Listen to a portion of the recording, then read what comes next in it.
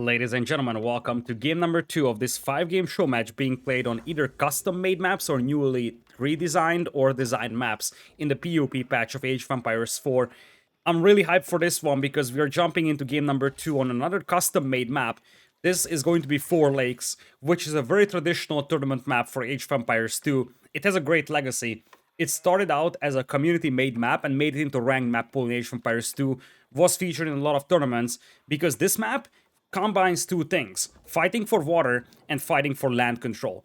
Each player is spawning on one side of this cross. The original name of the map was Cross, but Microsoft, due to basically copyright reasons, they can't just copy the same name as it was used for the community map, so they renamed it Four Lakes. You have one lake in each corner, and usually what you see, at least in Age of Empires 2, is players working towards one dock at the beginning and then dropping a second dock as they go deeper into this game. Each lake features quite a lot of deep fish and some shorefish as well.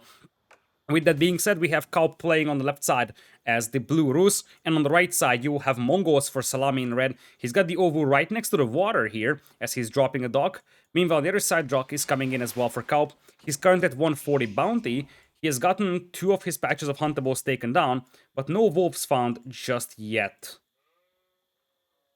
I don't even know if we have a ton of wolves on this map. These are custom-made maps, which means that a couple of things are tinkered around with, and it's very possible that wolves are not really common on this map.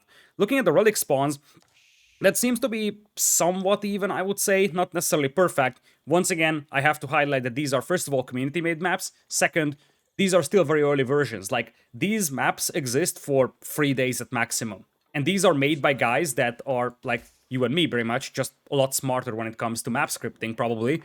So these are all volunteer-made maps, so obviously you can't expect them to be perfect, especially after 2 days. But let's be honest, this map looks good for a map that was made in 2 days of time by a guy that is just now starting to use a map editor.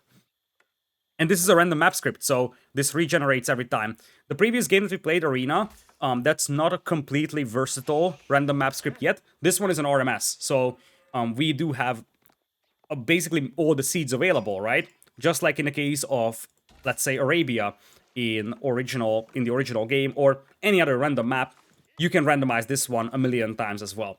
With that being said, you do have 2 relics on the south, 3 on the north, but these 2 are sort of in contested ground. This one is a little closer to the base of Szalami.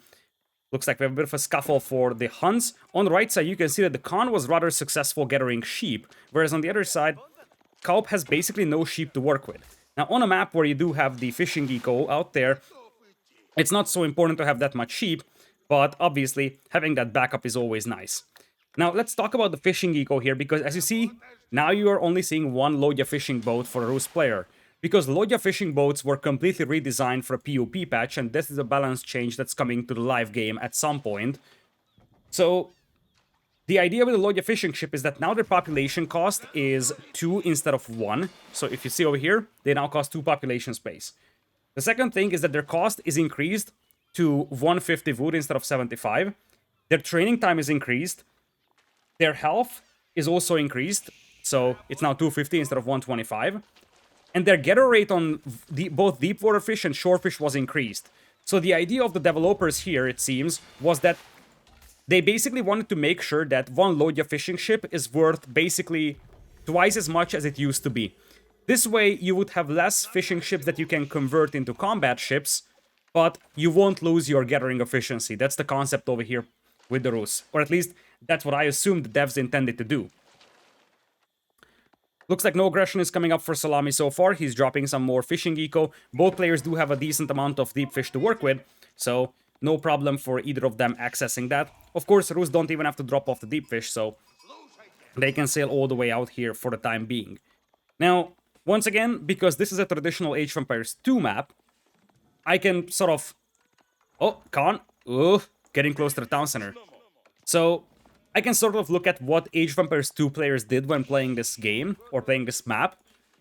Of course, it might not be completely representative of the strategies that we are going to see in Age of Empires 4, but in Age of Empires 2, the original concept is that you know that you have your own fish on your own pond, and you know that your opponent is fishing. So you're trying to sneak a dock upon the enemy. If you're Szalami, you're trying to sneak a dock here. If you are kauP, you're trying to sneak a dock here, and then try to attack the opponent's fishing eco with a sneaky dock. Golden Gate on the way for kauP. On the other side, Deer Stones is coming in for Szalami. I don't see a single forward villager though, so it looks like there isn't going to be a ton of aggression coming in just yet. It's possible kauP is going to utilize the fishing eco here for a fast castle, and it's actually a possibility for Szalami as well, although his resource bank is looking much smaller right now. kauP was able to get to 300 bounty, which is a pretty decent accomplishment in Dark Age. That's going to unlock tier 2 for him. And theoretically speaking, if he kills the boars, he could be close to tier 3 even.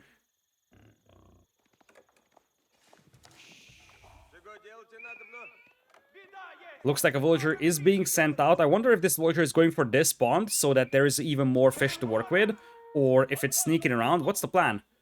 I think kauP knows about this dock here. There's a second dock coming in for Szalami. So he's basically just going for a defensive approach, drop the tower to make sure that the opponent has a harder time dropping any docks on his pond, and he's just going to double down on his own. And there is the sneaky dock coming in from Szalami. With that, he can start contesting this pond. Villager moving to the north here by kauP. It looks like he's just going for this neutral, non-contested pond. For Szalami, one of the things that we'll have to highlight is that this tower basically gives him perfect vision around the shoreline. So this one tower for Szalami is basically telling him, look, no one is docking your pond. Whereas he himself is going to sneak up a dock on the opponent. kauP is going to have a dock on the northern side of the map. This is pretty far away from deep fish, quite unlucky. It would have been better over here, but of course he doesn't have insight into deep water areas.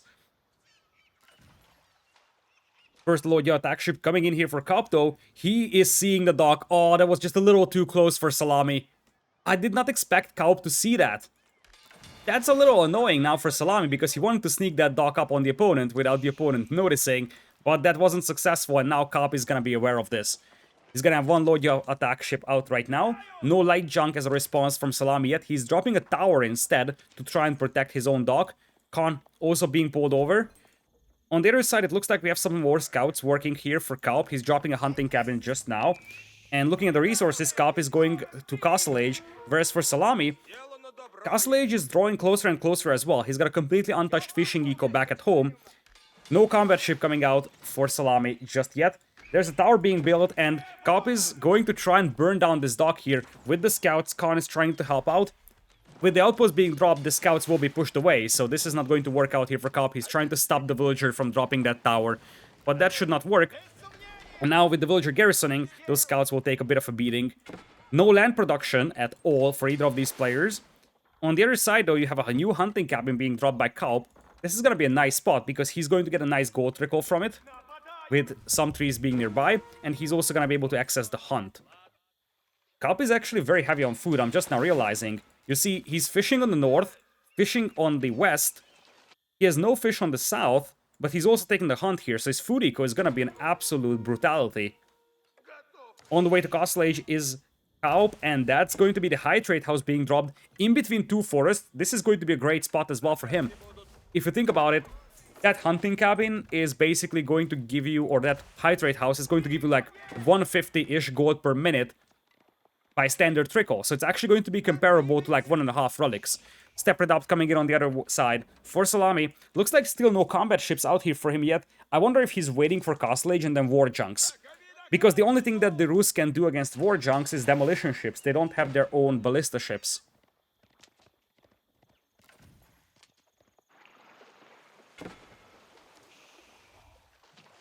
Looking at the economies, looks like it's slightly more effective for kauP, but not by a massive margin, as Szalami is going to be up to Castle Age. There is a market being dropped as we speak. I think Szalami is floating a lot of food indeed. kauP is also floating a juggernaut amount of food. Look at that, 1200 food in the bank for him, despite the fact that he's going up to Castle Age. He doesn't have any more tickets on that Golden Gate, but his food eco is so big that he needs to start selling food big time. In fact, he's going to have to pull away these villagers from the hunt here now that the Khan is coming in. That's -1 villager thanks to the Khan. Nice counterattack here by Szalami. High trade house, 146 gold per minute, and of course infinite deer as well.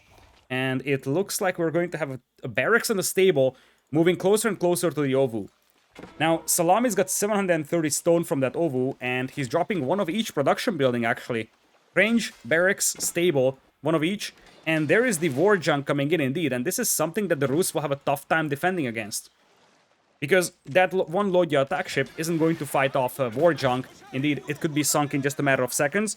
And now, one thing that Szalami could really use is get a light junk as well, because this unit, the War Junk, is very slow, so it would take a lot of time to pursue all those fishing boats. Looks like a new combat ship popped out here for kauP.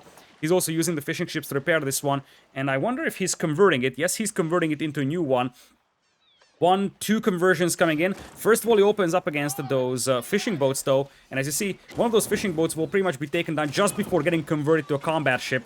That's very painful for kauP. He lost basically a future combat ship immediately. New war junk coming in for Szalami. He's going for the southern pond now. Northern pond is uncontested.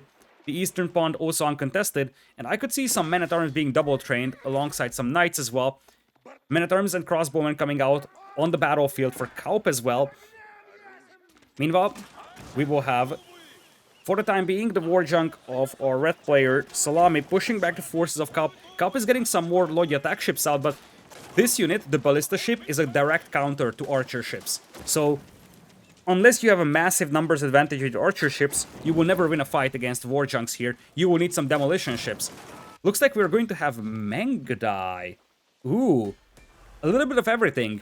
Lancers, men-at-arms, Mangadai now for Szalami. He's going to sink all those combat ships here, no more coming out for kauP. He's hiding some fishing ships in the corner, and I wonder if Szalami will find them. Szalami is going to have a fishing on the south as well. 53 eco for him, kauP is sitting at 51 only, so comparable numbers. And kauP sees the dock, he could burn that down in a split second. Food ecos are still comparable. This dock is going to be very short-lived. Villager gets taken down, dock could be burnt down as well. Meanwhile, for Szalami, he's massing a force back at home. Here come the Mangadai with double training. kauP's resources are looking better and better, though. I mean, he could start thinking about Imperial Age at this pace. For Szalami, his resources aren't looking too terrible either, but as he's getting deeper and deeper in this pond, it's going to take more and more time for him to bring all that fish back to the dock. So, his fishing ships will become less and less effective over time. A war junk is being made right now by Szalami to try and push these forces away, but I don't think that this war junk finishes before the dock gets burned down to the ground. Indeed, dock is taken down, and with that, the war junk is going to be cancelled. Here comes the Lancer counterattack, though, and kauP doesn't really have a lot of forces capable of stopping this right now. All of those are on the right side. Lancer is now moving into the wood line of kauP. He's losing one villager. Second one could be taken down. That's a beautiful angle for those Lancers to find. Villagers trying to jump into the tower here. Most of them actually make it back to the tower or the town center. So Szalami gets away with 1 or 2 villager kills only for a price of what seems to be 1.5 knights pretty much. Looks like Szalami also did not find all these fishing boats in a corner, and with that, the fishing boats will stay hidden for the time being, and they will continue working for kauP. On the northern pond, he's completely untouched, and there is no sign of his opponent contesting that pond. Southern pond, looks like we have a dock coming up here for kauP, so he's working towards that, as we got the first palisades on the way. Voz not being an option for Szalami could hurt, because obviously the raiding ability for kauP is right there. Mangadai also increasing in numbers. I wonder if they have the extra attack upgrade, and the answer is no. This is one of the most important upgrades out there, the extra attack from Mangadai, especially the improved version, which is going to give +2 attack for Mangadai. That's +2 base attack, so it makes them good against, or makes them better against every single unit available in the game. We have the counterattack being launched right now by kauP. 29 army for Szalami. kauP is sitting at 33, so the numbers are comparable, but Szalami needs some crossbowmen to deal with these man-at-arms, and now you see some siege weapons being built on the battlefield. They take a lot more time than they used to. One of the balance changes coming in here is going to be that building siege weapons on the battlefield is going to take a lot more time than before. A couple of crossbows are also out for Szalami, so you could start slowing this down. And with the Mangonel rolling up, you gotta be careful here if you are kauP. Mangonel fire coming out pushes away the men-at-arms for the time being. But you also have to be careful if you're Szalami. That's a lot of crossbows that you are fighting against, and you don't want to fight against crossbows here with just men-at-arms and lancers. The Mangonel will get a volley out. It's going to damage some of those men-at-arms, but as you see, the crossbows are just decimating all those men-at-arms. Now the Mangonel under fire by those men-at-arms. The Mangonel gets a nice volley out, and this wipes out quite a lot of infantry here from kauP. But Szalami needs something that deals with the crossbowmen right now, because his men-at-arms and lancers are definitely unsuitable for that. Mangadai or his own crossbows would actually work to great effect there, so the Mangadai is a great unit to add here for Szalami, especially if those are not being targeted by the crossbows, because Mangadai are very expensive on the other hand. so you don't want to lose them like that. Crossbow still out in great numbers here. Crossbow numbers increasing for Szalami though. It looks like he might be able to push this back. A couple of spearmen would also help, to be honest, and now Szalami's numbers aren't looking that convincing anymore. He's down to 18 army. He's got some more forces queued up, double crossbows, double men-at-arms, but he needs something against those crossbowmen. Men-at-arms just die like butter to that crossbowman fire, and his OVO is now depleted. Worst possible of time for that to happen. Forces of kauP pushing deeper and deeper. Looks like Szalami is at the risk of losing a barracks here. His opponent setting it on fire. New mangonel being built back at home, but the problem here, as I said for Szalami, is that he doesn't really have a direct answer to those crossbows. His own crossbowmen would work to a fairly decent level, but he needs to find a way to deal with those crossbowmen. Mangonels could be fine, but you need to protect them from the men-at-arms fire. And the bigger thing is that you need something in front that's not going to die to crossbowmen. So your own men-at-arms and lancers, they will just die to crossbows in 5 seconds. Tower now under attack here. Szalami is going to buffer it up for the time being. 69 eco for him, 76 for kauP though. kauP is increasing his population here quite massively, and now look at that. Knights are appearing on the battlefield. kauP is now unleashing the power that's provided by all that fishing eco he has. And suddenly, we could see Szalami in trouble. Because Szalami's army numbers aren't looking spectacular. kauP is at 37 right now. Szalami is sitting at 36. Actually, pretty decent army count. Meanwhile, on the other side, look at this. Bulls coming up for kauP to prevent any kind of docking from the opponent. And with that, kauP is going to have free pawns.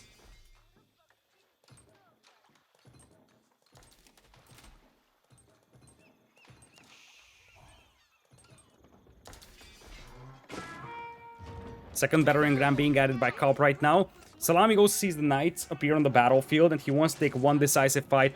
He's got 11 men-at-arms, a couple of lancers, a couple of crossbows, 2 mangonels. Looks like the barracks will be pulled away for the time being. Same is going to be the fate of the blacksmith, most likely.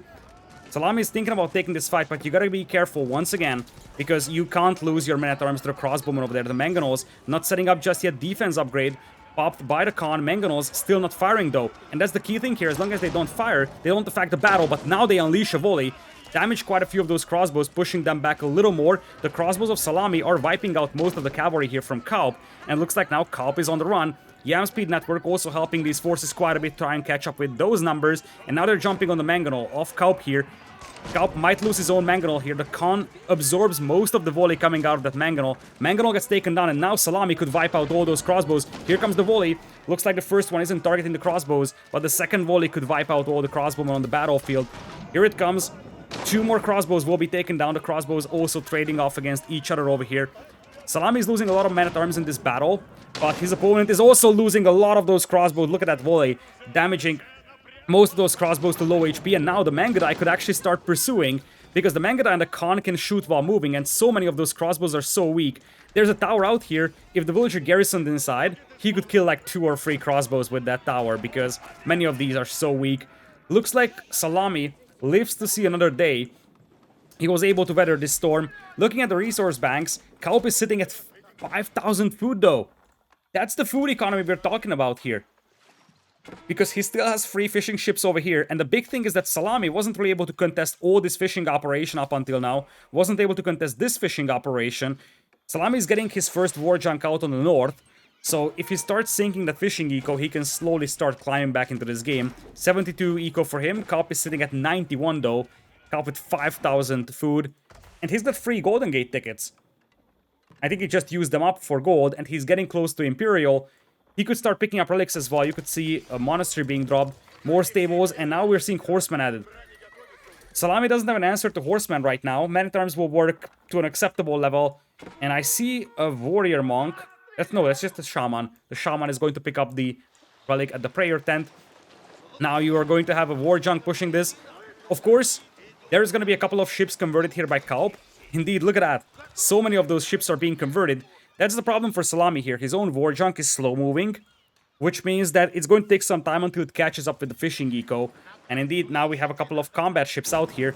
On the other side, looks like kauP is sending his forces to try and clean up that dock. The war junks remain alive, and it looks like now Szalami is going to find all those fishing ships on the north, so those will now be just history.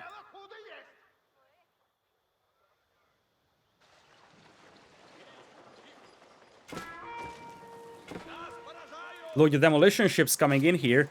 They are being converted at the back right now, and demolition ships will work to great effect against those war junks, especially if you can hide them in this mist. Now you have 3 of those. kauP is ready to jump on the opponent's navy here. kauP on the way to Imperial. Szalami, still in Castle Age. Not a terrible economy, but he's still very far from Imp at this point. Demolition ships not being utilized in this fight right now. Now here they come. I wonder if Szalami is going to focus them down. It looks like he's not watching. Demolition ship number 1 is going to pop in between the 2 war junks, sinking one, damaging the other, and the other 2 demos will finish off. This war junk looks like it gets away, but the combat ships should be able to take it down. Looks like Szalami is moving towards this gold mine here. The map is starting to run low on gold, in fact, at least close to the players' bases, so they'll have to start potentially fighting for these gold veins on the sides. New war junks on the way for Szalami, trying to still contest that control. But at this point, the concern that Szalami is having is that kauP is almost up to Imperial, which will mean long-range Springolds, which will mean elite knights or elite horsemen soon. And there's also a stealth forest in the middle. So Szalami doesn't even know that there's a bunch of horsemen passing by right now. He's got some towers nearby and he's going to spot them as we speak. He's looping around to the south though. This is a jackpot for Szalami, look at that. So many villagers exposed on this gold mine. He's going for this gold and he's going to find great value for himself here. So many lumberjacks, so many gold miners, and you can only fit 8 of those villagers inside that tower. All the villagers are trying to make a run for this. No, that's not even a tower, that's just a house that's being built. For a moment I thought he was scrambling for a tower, but that's not the case. The cavalry is coming into the north to try and take down that dock. Could potentially even get the prayer tent, but now this counterattack from Szalami is doing a ton of damage to the eco of kauP. Meanwhile, those Springolds are opening up against the siege weapons. Up north, they do not have the range upgrade just yet. Here comes Szalami, and he's realizing that his opponent just spent a ton of resources on Imperial Age, so this is the moment for him to strike. He isn't noticing that his prayer tent is getting taken down, or is he? He's gonna try to vololo all those horsemen. Is kauP watching? kauP is not watching. kauP is not watching. He's going to get out of the circle just in time, though. Prayer tent goes down. Behind this one, though, all the siege weapons of kauP are getting taken down because as he was watching his forces getting vololoed, he wasn't able to micro his siege weapons, and suddenly kauP is at 90 population, and on the other side, Szalami is at 157. He's got the momentum, he's got the army numbers. It's 86 military versus kauP's only 27. kauP spent a ton of resources going into Imperial, but he wasn't able to capitalize on it. Most of the army for kauP is just horsemen here. He had a lot of siege, but those were intercepted by the men-at-arms, and now the high armory is being taken down. New horsemen being added, and kauP doesn't have gold either. In fact, that was the only source of gold kauP had, and part of the reason why he's in trouble right now is because, boy oh boy, did he lose control over that gold mine. And with that, now we're seeing kauP trying to jump on those siege weapons. Lancers will meet those on the battlefield. New horsemen also added into the mix. Mass horsemen could be troublesome for Szalami to deal with, and kauP is going to jump on those siege weapons, takes down one mangonel. Second mangonel could be taken down. Szalami needs a couple of spearmen to deal with this one. I think he's gonna be fine. Most of the numbers for kauP are disappearing though, and not only did he lose a lot of gold miners, he lost a lot of lumberjacks. So aside from food, every other resource is a problem for kauP, and let's not forget, he lost a lot of his fishing power on the left side and on the north as well. So kauP lost a ton of eco recently, and he wasn't able to recover from it just yet, and that's the reason why Szalami is able to overpower him. And of course, Mongols. Let's not forget, Szalami's got the step rate up, Szalami's got the double training. In fact, I wonder if Szalami has gotten some of the raiding bounties. Szalami is also floating a ton of stone. If Szalami gets some of those raiding bounties, he could start burning down buildings and get a ton of resources for it. Right now, kauP is down to absolutely nothing. He's going to tap out of this game. It seemed over in the favor of kauP, but then Szalami makes a comeback. He realized that his opponent was going into Imperial, and he was able to hit the heart of the eco for kauP. If you look at that eco count going down, that's the thing. Just when kauP reached Imperial, he started losing eco big time. And while of course, kauP had a ton of resources in the bank, he wasn't ready to lose half of his eco, and what's more important is the gold count.